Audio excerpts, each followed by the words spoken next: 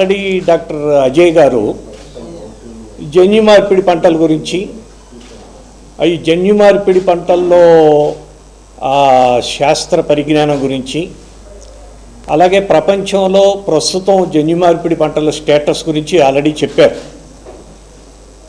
28 దేశాల్లో 1995 నుండి ప్రస్తుతం 180 మిలియన్ హెక్టేర్స్లో జన్యు మార్పిడి పంటలు పండించబడుతున్నాయి. 28 దేశాల్లో ఒక డజను పైగా జన్యు మార్పిడి పంటలు పండించబడుతున్నాయి. క్రాప్స్ ఫుడ్ క్రాప్స్ కాదు, అవి ఏమిటంటే కాటను, ఆల్ఫాల్ఫా అంటే ఫాడర్ క్రాప్, అది పాపులార్ ఏమో వృక్షం అన్నమాట, చైనాలోనే ఉంది అది. మిగతావన్నీ ఫుడ్ క్రాప్స్.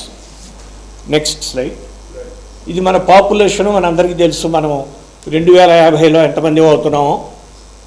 తర్వాత ఈ 21వ శతాబ్దిలో మనం అసలు వ్యవసాయం ఏ రకంగా చేయాలి, పర్యావరణ హితంగా మనం వాతావరణాన్ని పర్యావరణాన్ని నాశనం చేయకుండా, ఆల్రెడీ 200 సంవత్సరాలు మనం చాలా నాశనం చేసినందువల్ల మనం చాలా గుణపాఠాలు నేర్చుకున్నాం.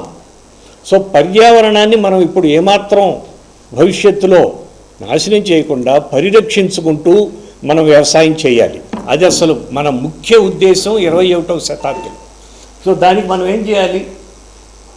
కెమికల్ ఇన్పుట్స్ అంటే రసాయనాలు, మందులు వ్యవసాయంలో వాడేవి చాలా వరకు తగ్గించాలి.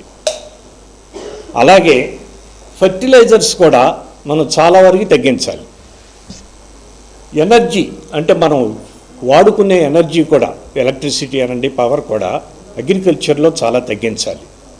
దీనివల్ల మన వాతావరణాన్ని ఇండైరెక్ట్గా, పరోక్షంగా మనం చాలా వరకు పరిరక్షిస్తాం. నెక్స్ట్, బయోటెక్ పంటలు, జన్యు మార్పిడి పంటలు కానీ లేదా వేరే పద్ధతుల్లో బయోటెక్ పంటలను మనం డెవలప్ చేసేటప్పుడు మన ప్రయారిటీస్ ఏమిటి?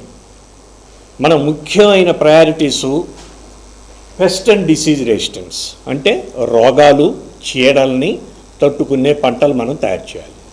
అలాగే మారుతున్న వాతావరణ పరిస్థితులకి, పర్యావరణ పరిస్థితులకి తగ్గట్టుగా తక్కువ నీటితో లేదా చౌడు భూముల్లో లేదా సబ్మర్జెన్స్ కండిషన్స్లో అంటే వరద ముంపు కండిషన్స్లో లేదా ఉష్ణోగ్రత ఎక్కువ మరీ తక్కువ అయిన కండిషన్స్లో ఆ పరిస్థితుల్ని తట్టుకునే పంటలను మనం తయారు చేసుకోవాలి వచ్చే 10, 20, 30 సంవత్సరాలుగా.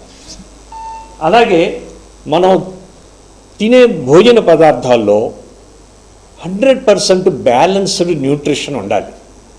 అంటే వైటమిన్స్ ఉండాలి, మైక్రోన్యూట్రియంట్స్ ఉండాలి, ఐరన్ కానీ జింక్ కానీ ఇవన్నీ కూడా మనం తినే ఆహార పదార్థాల్లో ఉండేట్లు మనం కొత్త రకాల పంటలు తయారు చేయాలి. అలాగే న్యూట్రియంట్ యూజ్ ఎఫిషియన్సీ, మనం నత్రజని ఎంత ఎక్కువ వేస్తే అంత దిగుబడి వస్తుంది అనుకుంటాం మనం.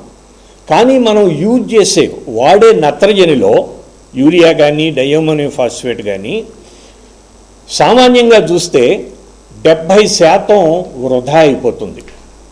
అలా కాకుండా మనం భవిష్యత్తులో ఏం చేయాలంటే, ఒక 100 గ్రాములు నత్రజని మనం మట్టిలో వేస్తే, నేలలో వేస్తే, ఆ 100 గ్రాములు మొక్కలు తీసుకుని వాడుకుని మనకు దిగుబడి ఇచ్చేట్టు ఉండాలి. ఏ రకమైన వృధా కాకూడదు. అలాంటి పంటలు కూడా మనం తయారు చేసుకోవచ్చు.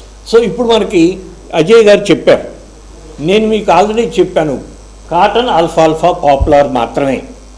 మిగతావి డజన్ క్రాప్స్ ఏమిటి? Food crops.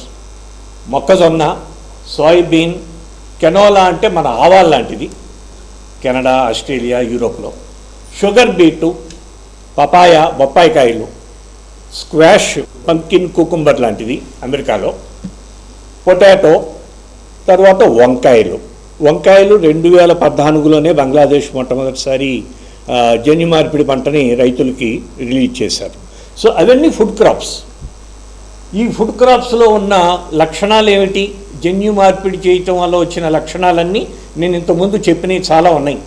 అంటే ఇన్సెక్ట్ రెసిస్టెన్స్, చీడపురుగులకి నిరోధక శక్తి, వైరస్ డిసీజులకి, వైరస్ల వల్ల వచ్చే వ్యాధుల్ని తట్టుకునే లక్షణం, అలాగే డ్రౌట్ టాలరెన్స్, ఈవెన్ వర్షాభావ పరిస్థితుల్ని తట్టుకునే మొక్కజొన్న మొట్టమొదటిసారి 2014లో అమెరికాలో రిలీజ్ అయింది వర్షాభావ పరిస్థితులు. అలాగే హైబ్రిడ్స్ తయారు చేసుకోవచ్చు, మనం ఎక్కువ దిగుబడి ఇచ్చే హైబ్రిడ్స్ను కూడా మనం జన్యు మార్పిడి పద్ధతుల్లో తయారు చేసుకోవచ్చు. అది 15 సంవత్సరాల నుంచి ఆవాల్లో అమెరికా, కెనడా, యూరోప్లో ఆవాల్లో ఉంది.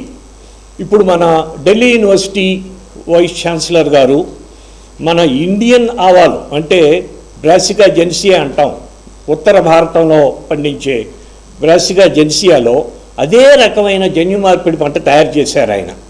ఆ టెస్టింగ్ కూడా అయిపోయింది, భారత ప్రభుత్వం యొక్క అప్రూవల్ కోసం వెయిట్ చేస్తుంది. అలాగే ఆయిల్ క్వాలిటీ అంటే మనకి ఆరోగ్యకరమైన ఆయిల్స్ ఉత్పత్తి చేసే పంటల్ని మనం తయారు చేసుకోవచ్చు.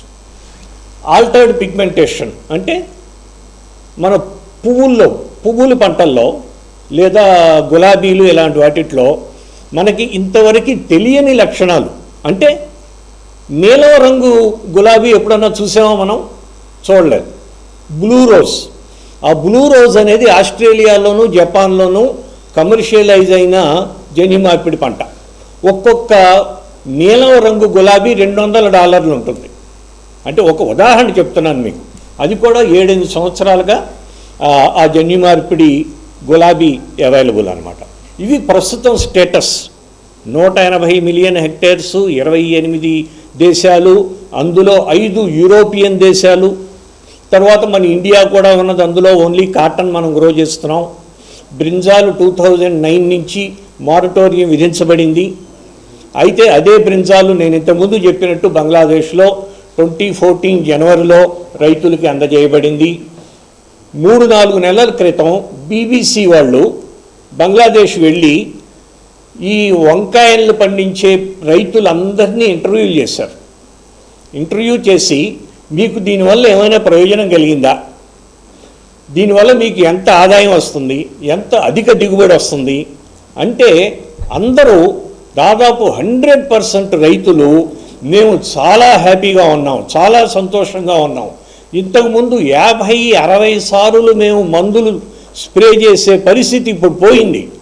మేము మహా అయితే సీజన్లో 3 సార్లు 4 సార్లు మాత్రమే మేము స్ప్రే చేస్తున్నాం అని చెప్పి ఈ BBC వాళ్ళకి కరెస్పాండెంట్స్ చెప్తే BBC వాళ్ళు ఈ కార్యక్రమాన్ని రీసెంట్గా టెలికాస్ట్ చేశారు. అంటే ఎందుకు చెప్తున్నానంటే మనం కాదు అనుకున్న మన బ్రింజాల్, మన భారతదేశానికి సంబంధించిన మహారాష్ట్ర కంపెనీ ఉత్పత్తి చేసిన జన్యు మార్పిడి వంకాయని మనం 2009లో జయరాం రమేష్ గారి ఆయన చేసిన పని వల్ల మనం దాని సత్ఫలితాలు ఉపయోగించుకోలేకపోతున్నాం, ఎంజాయ్ చేయలేకపోతున్నాం. మన పక్కనున్న దేశం బంగ్లాదేశ్ వాళ్ళు, బంగ్లాదేశ్ రైతులు చాలా హ్యాపీగా, చాలా సంతోషంగా అది పండించుకుంటున్నారు.